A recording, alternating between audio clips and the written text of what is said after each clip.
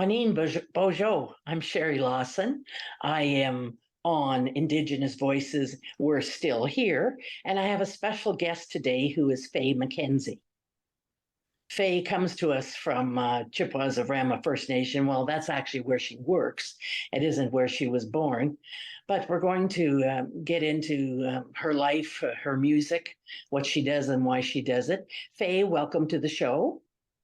Anine, thank you very much for having me. I'd like you to introduce yourself, please, in whatever way you think is proper. Go ahead.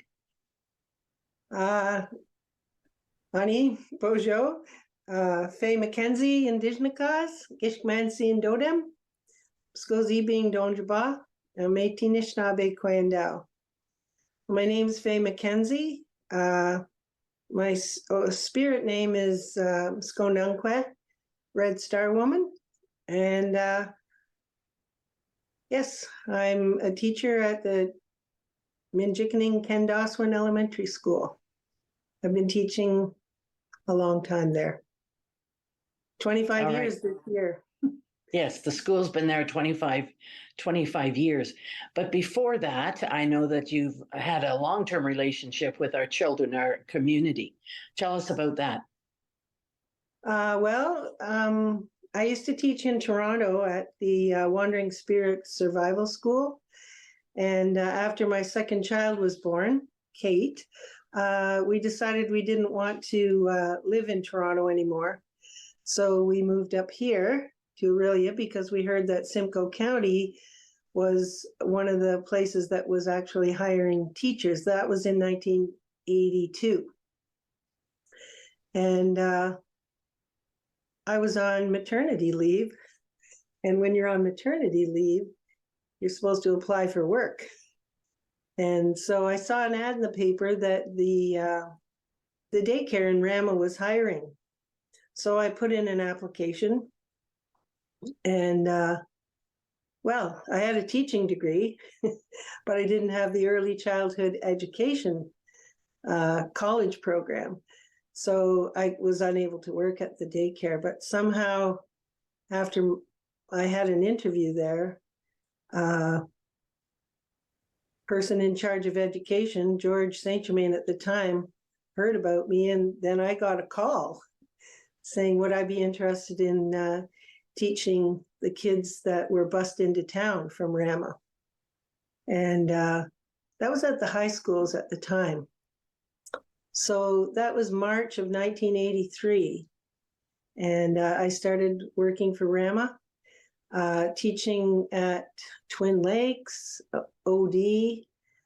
And after a while, I realized that teaching those older students was a little bit on the too late side.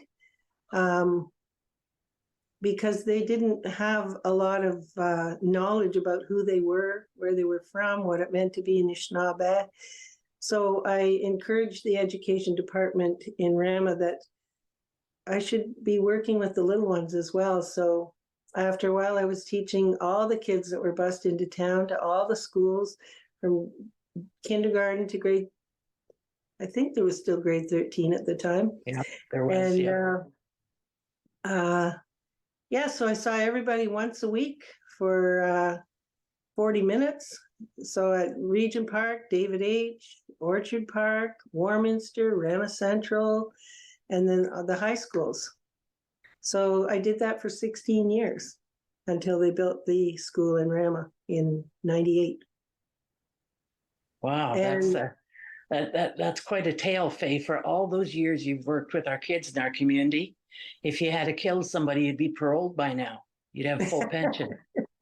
But you never thought of that, did you?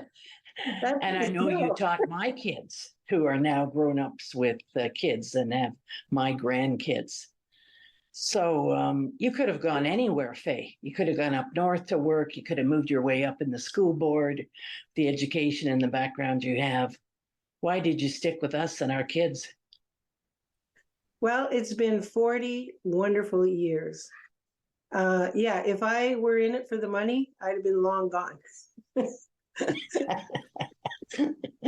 Because yeah, I'm a fully qualified teacher, but working with the children from your community has been so fulfilling for me. And here I am, 71 years old, and I'm happy every day to leap out of bed and go to work. It's the beautiful energy from those children. It just keeps you young.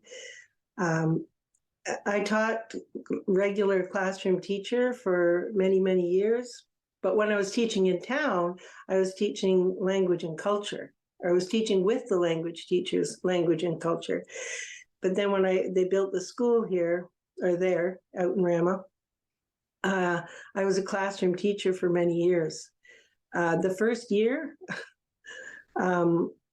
they actually didn't hire me for that first September. I was still going to be employed by the education department to do culture for just 1 year. And I had applied to be a teacher in the school, but some of the principals we had over there were a tad shady. And that first one, it turns out he didn't want me there because he knew I knew all the kids and all their parents. And yeah, he didn't make a full year before he was gone. But actually, the classroom that they finally asked me to teach, I was the third teacher that they had in there because the students were a tad wild. And they'd gone through two teachers, and he called me in and said, would you supply teach until we can find a real teacher? I'm like, What does that make you? I know. I said, well, sure, I will do it. I'll do that. Because I knew I still had the year to teach culture. And so after about 3 days, when they noticed that I could control the children in a kind, gentle way, he called me into the office and said, well, I can see you're a missing piece to our puzzle here. Would you consider working for me? And I said, no, I won't work for you, but I will work for these children. And so I accepted the position, and that was like 2 weeks into September. And I've been there ever since. Well, and every kid in this community knows who you are. There's only one Fay, and that's you.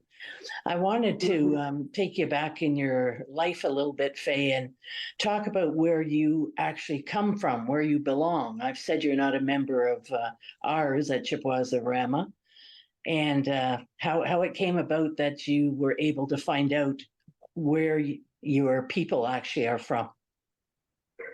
Well, sure. I was born in Toronto, and I assumed I was a Shaganashikwa for my whole career, all through school.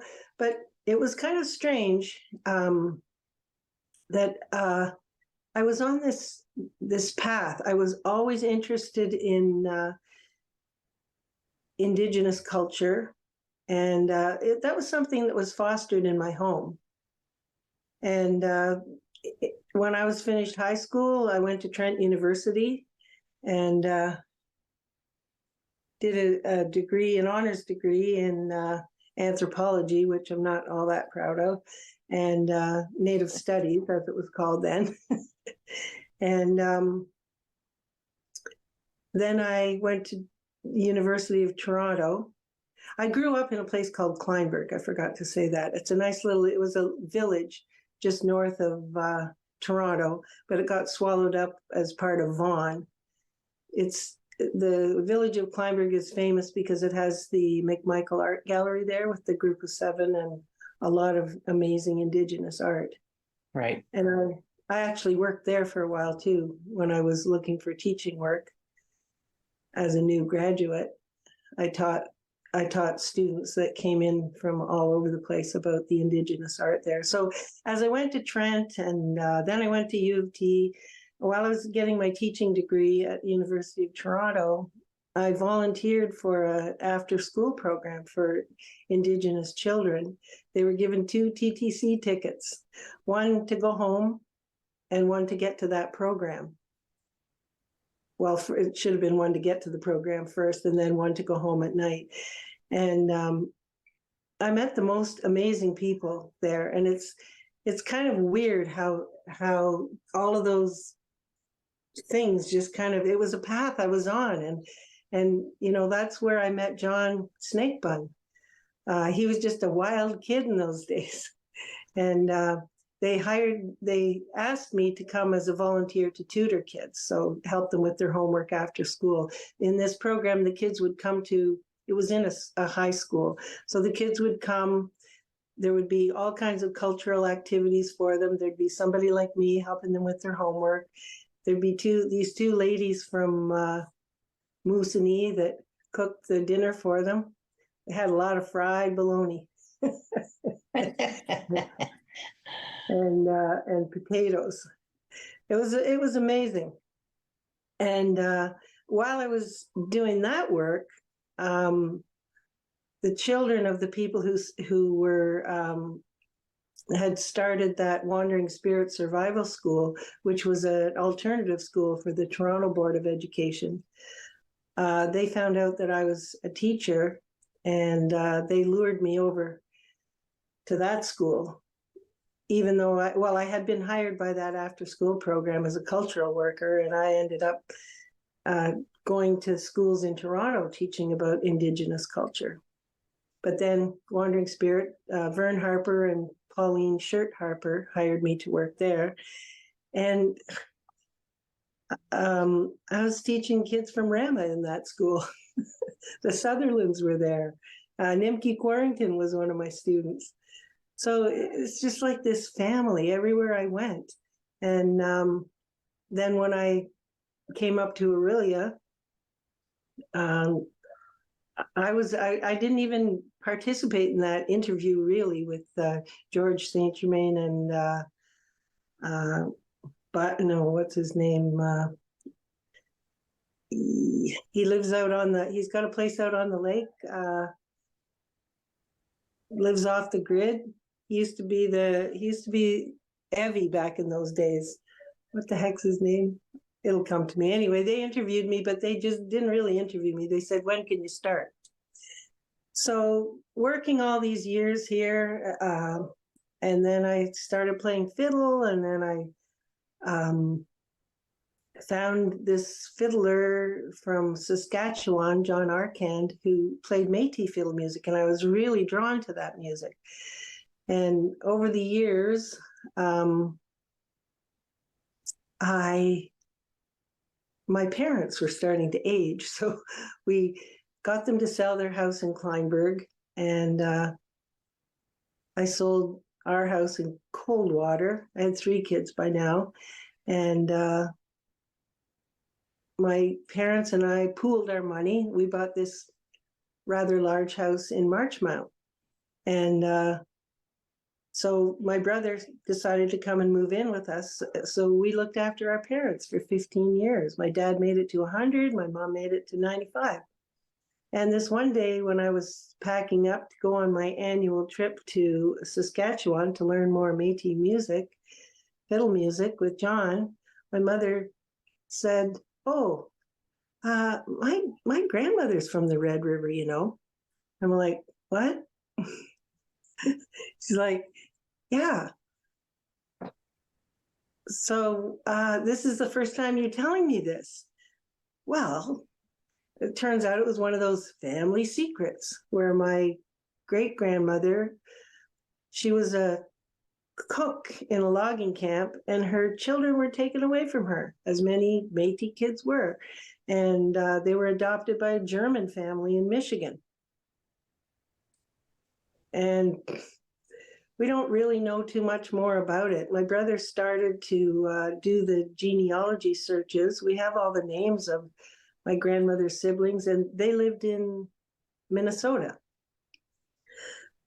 But just before COVID, for some reason, the Aurelia Library, where my brother was having a great time with this genealogy club, they axed us from their programs. If you lived in Severn, you couldn't use the library anymore unless you paid big bucks. So he got mad and quit searching the family. But I don't really need to know any more than I already know, because as my teachers in the Medewan Lodge have told me, you were on a path, you were listening to the Creator, Spirit was telling you, and you're just where you're supposed to be right now, and you're doing what you're supposed to be doing. And that's good enough for me. And wow, isn't that funny that it was the fiddle that you picked up? It could have been anything. But yeah, it was the fiddle, and famous for Métis music on the fiddle. As well, I know you've taught a lot of our children at MKES to play the fiddle. Tell us about that. First of all, I need to say, so there are parents who would say, Fay, couldn't you have picked something softer like a flute? Something that they can play in their bedroom, doesn't keep everybody up. You picked the one instrument that is just the terror of most parents, other than the drums, I think, and that is the fiddle, because when you're off key, boy, you're off key. So tell us about that teaching with our kids. well, the fiddle is a beautiful instrument, and as I teach the kids, it comes from a living thing. It was the parts of that instrument were once a living, breathing tree, and if you treat that fiddle in a good, kind way, it's going to do what you want it to do for you. And so Mayumi Kumagai used to come to the school to do a music program, and she encouraged students to learn how to play the fiddle, because that was her thing. And I had already been learning with her because my youngest son wanted to play. He started asking when he was 2 years old. By the time he was 4, I caved in and got him lessons. And but when I got there, she said, well, you have to learn. Somebody has to learn with him. So I said, oh, okay, fine. And, it wasn't too long before we were doing pretty well, but those Bach minuets weren't really doing it for us. So You think? we started playing old time fiddle music with Graham and Eleanor Townsend, who were some pretty famous fiddlers. And that's how I ended up hearing the Métis music at a fiddle contest in Pembroke. And so I said to Mayumi, yeah, I'm going to start teaching these kids fiddle music, because that's part of their tradition. One of the paintings I used to look at in the McMichael Art Gallery was old Mike St. Germain playing the fiddle, painted by Arthur Schilling. And so I knew it was a tradition. And when I was working in David H. with Irene Snake, she used to bring in her guitar and we'd play tunes together. It was pretty amazing. So, I knew there was a lot of musical talent in Rama, and sure enough, those kids can pick it up. Some of them are pretty amazing. And so for the last, I don't know, 20 years maybe, I've been teaching fiddle.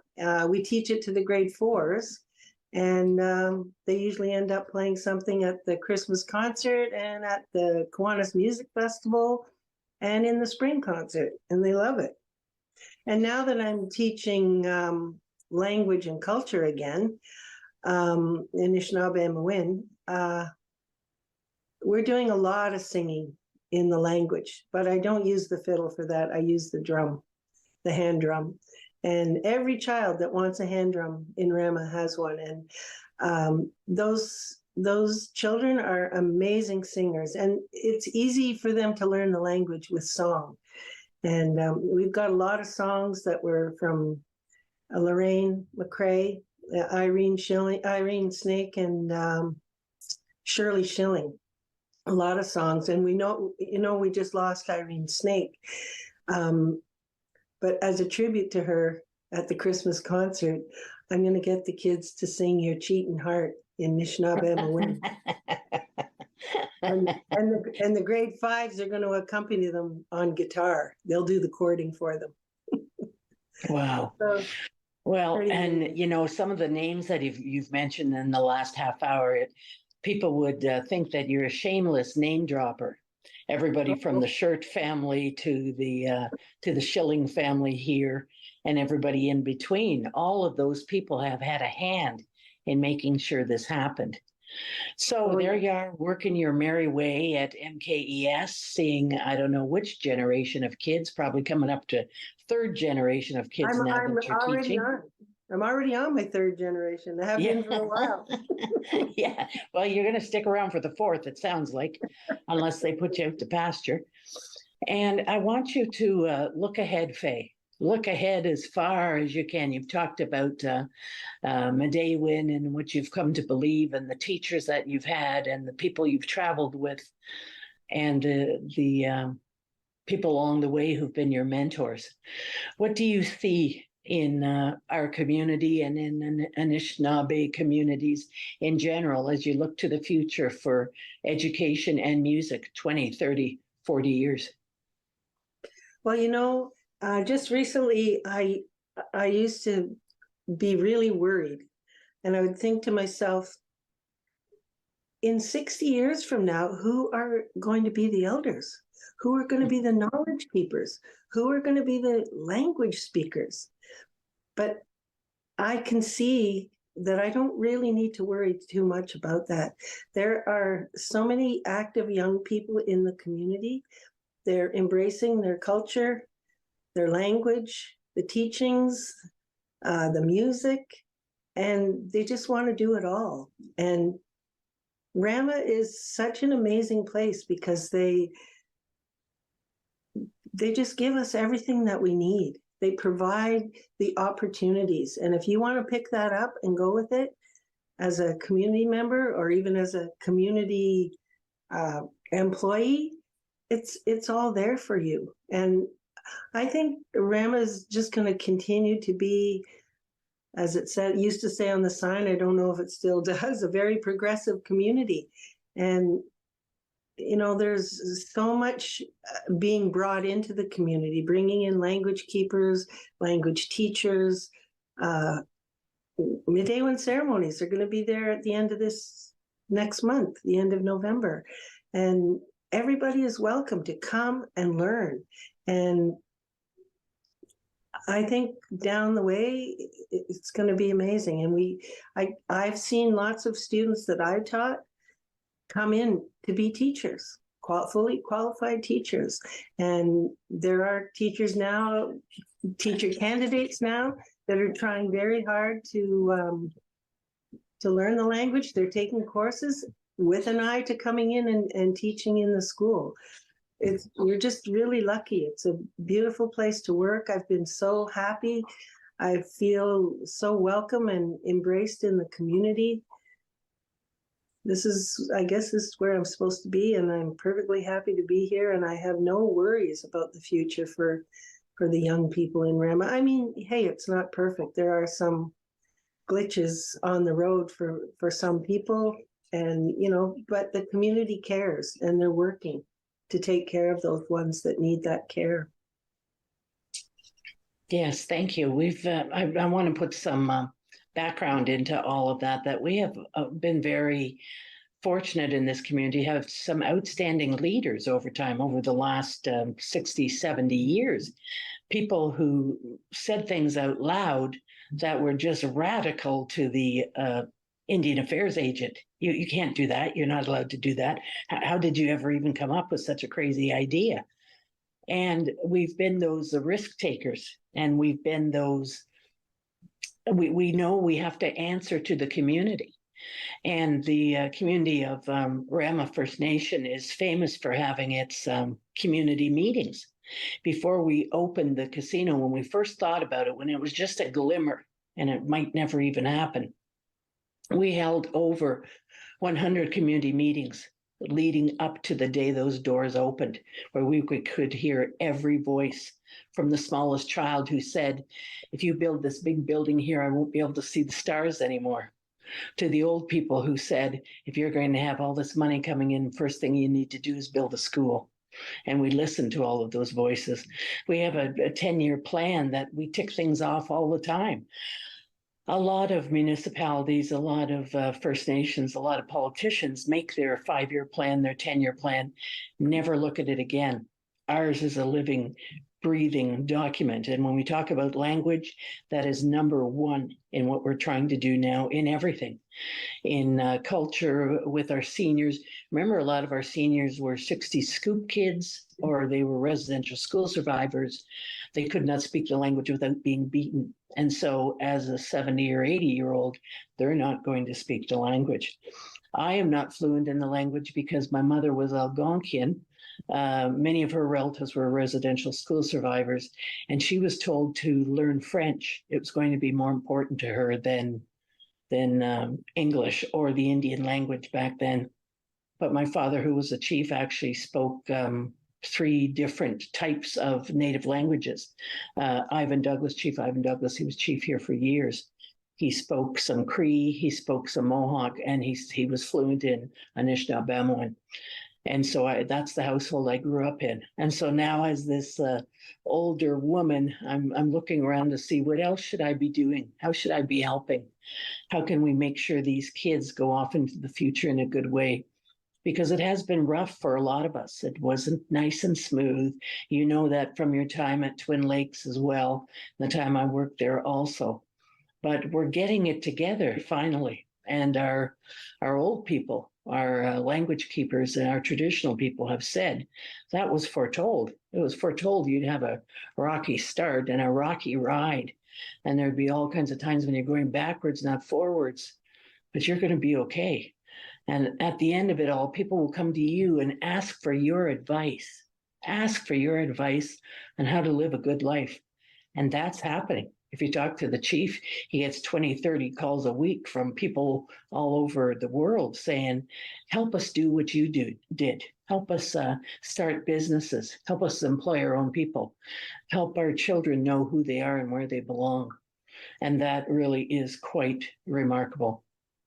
Fay, you've had a decades-long relationship with this community.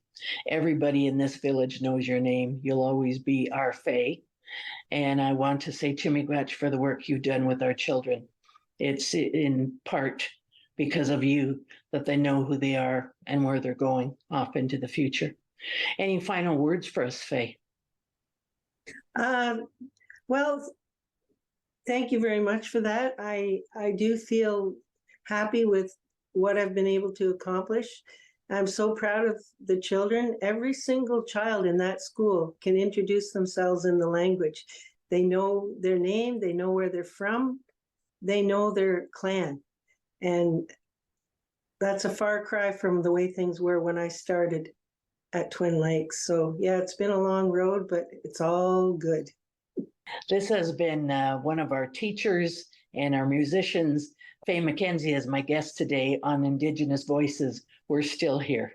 Miigwech.